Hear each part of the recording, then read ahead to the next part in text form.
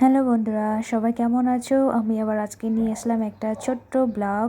তো তোমরা এই যে জায়গাটা দেখতে পাচ্ছ, কেউ আইডিয়া করতে পারবে যে আমি এখন কোথায় আছি? যদি কারো জানা থাকে তাহলে আমি কমেন্ট বক্সে জানাবে। তো আমি চলে আসছি লামাটা। আজকে লামাটায় আমরা চলে আসি। তো এখানে লামাটায় এসে খুব সুন্দর লাগছে, যে লামাটার যে পার্কটা আছে। তো এই ভিডিওতে আমি ততটা ভালো করে দেখাচ্ছি না, অন্য একটা ভিডিওতে দেখাবো সেটা।